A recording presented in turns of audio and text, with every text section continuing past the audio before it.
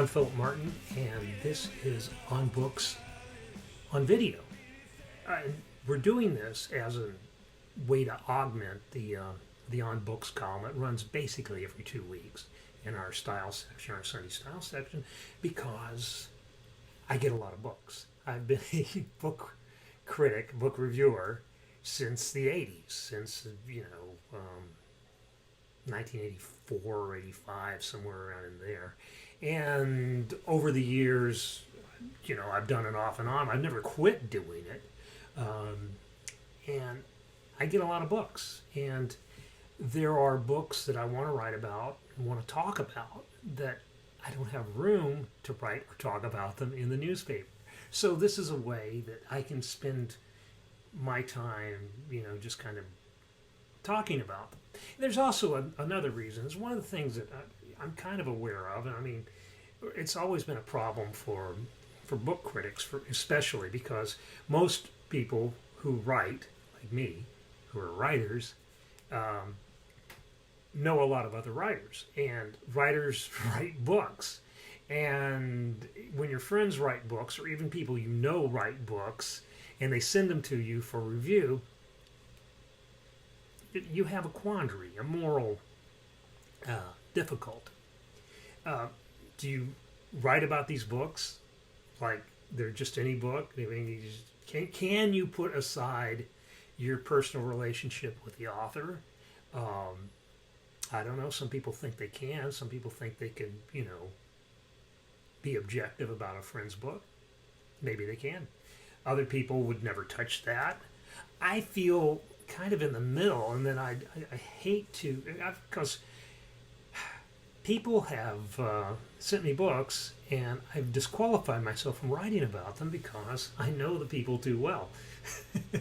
And sometimes I'll write about them anyway, but I'll put that qualifier in that says, look, I know this guy, we did this, full disclosure, blah, blah.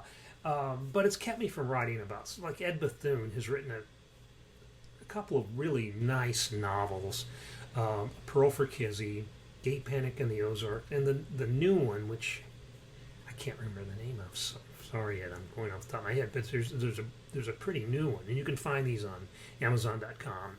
Ed Bethune, but I don't write about Ed's books because even though I would if I A, didn't know Ed, and B, my wife Karen didn't work as his editor sometimes, I would write about them, but I don't. So Ed gets basically screwed because he happens to know me, and that's not fair, but that's just the way it is. And I've got similar problems with a book like The Occultist by Polly Shattle. Polly, how do I put this? I've never met Polly, I don't think. Now, maybe Polly came to the Little Rock Film Festival in 2005.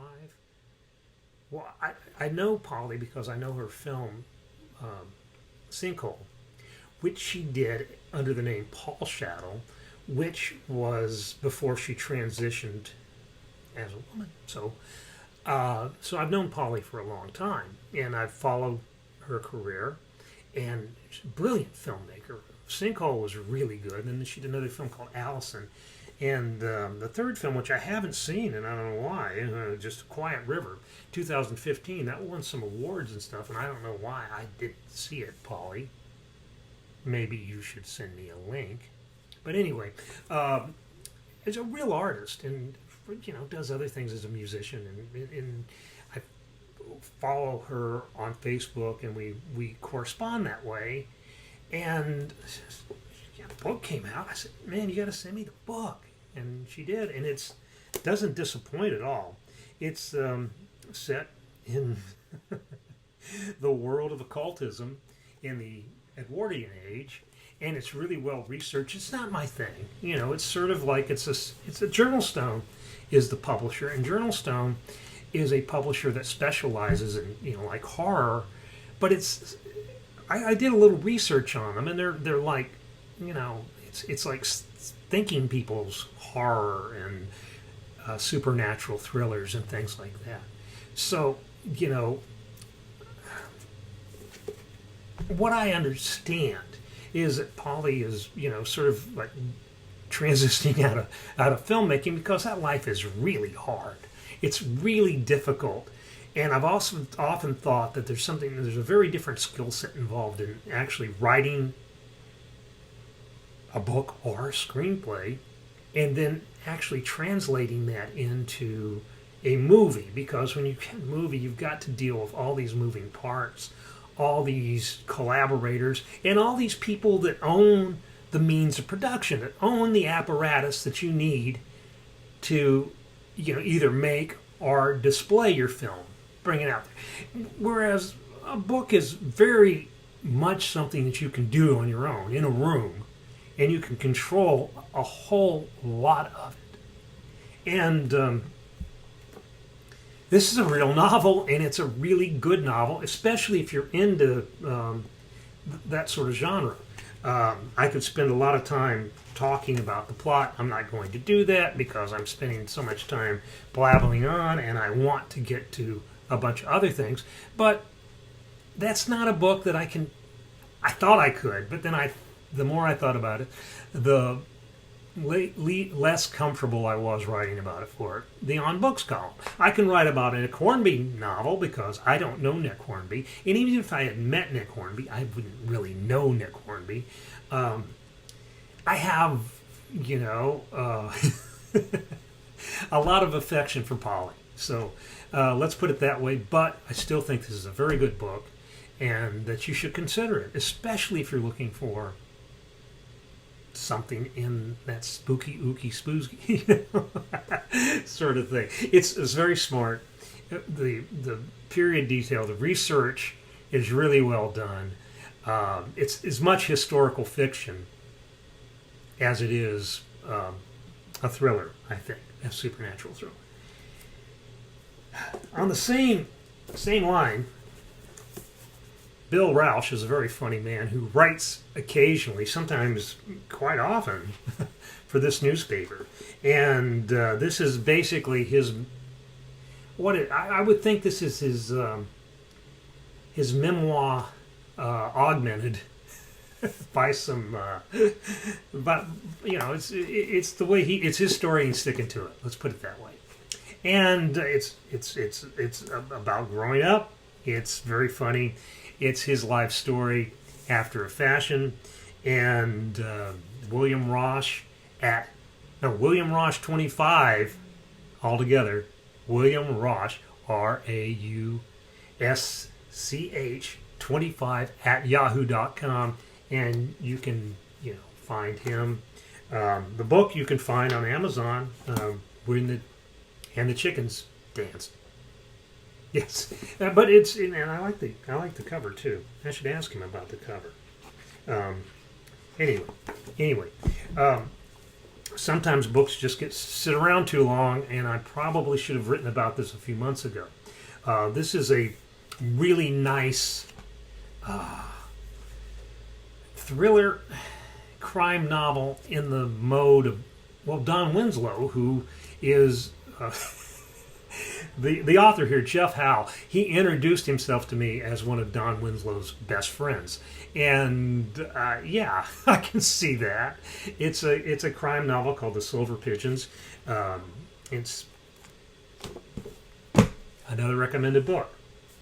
Then there's really strange books that show up that I don't know about. I mean, I like this book, and I don't know anything about Tim English, even though he's recognized authority on music plagiarism and pop music. I bet he's busy. And it's basically talks about 1980 through the prism of what John Lennon was or may have been listening to in the pop music world.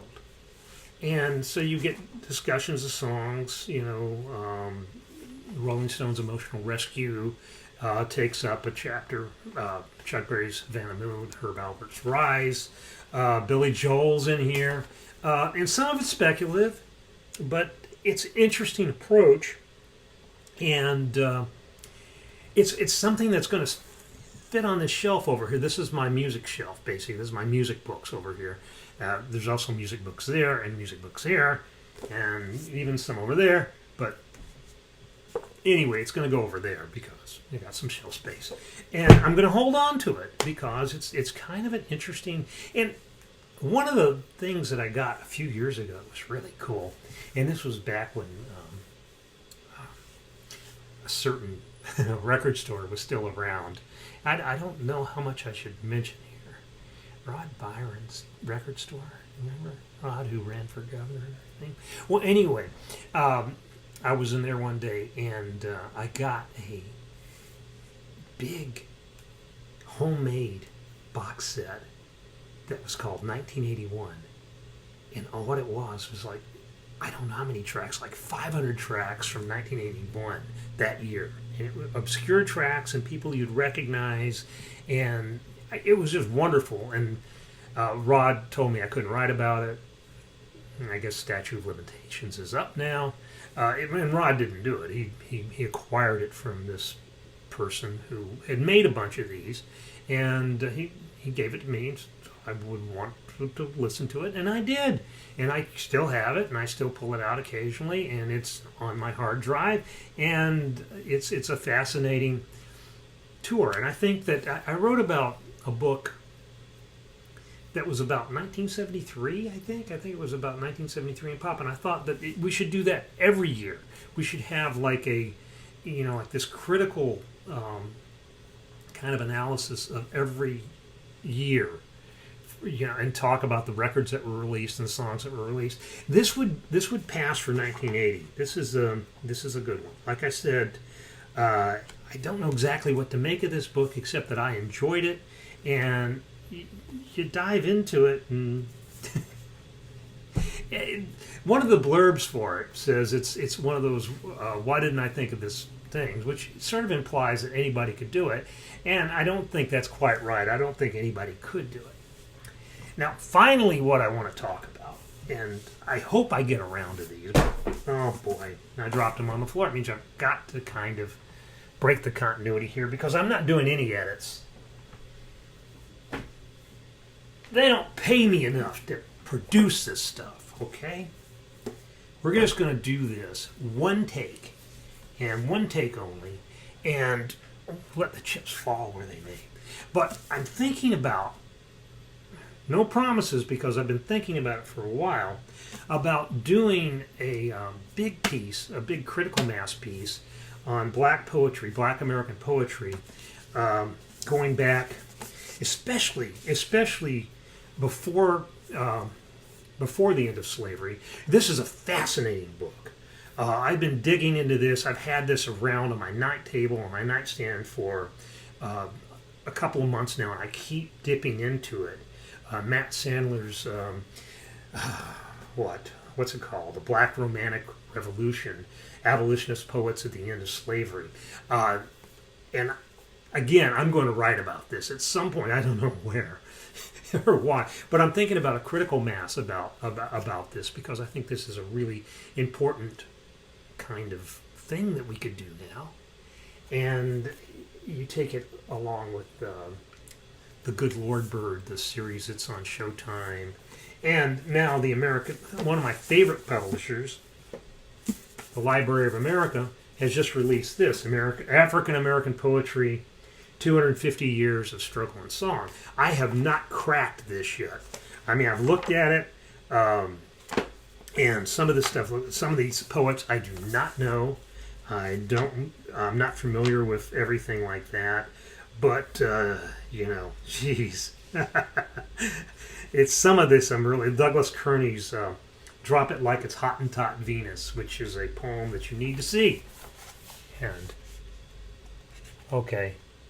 So you can see the poem there, see the typography and stuff like that. So this is one of the things I can do with this video format that I can't do with the other writing about it. I mean, I'm going on almost 15 minutes now. If you're still with me, good for you. We're going to wrap it up because 15 minutes is probably 3 times too long. But, so we'll see you the next time on, whenever there's an OnBooks column, I'm planning on doing something like this because I either expand upon what I write about, like this week it's Nick Hornby, Didn't expand upon it, but I could have. Or I'll be doing stuff like this, just showing you alternatives to what I could have written about and didn't write about, and tell you why and where. And stay safe. Don't do anything you're not comfortable doing, and we'll catch you later. All right, bye.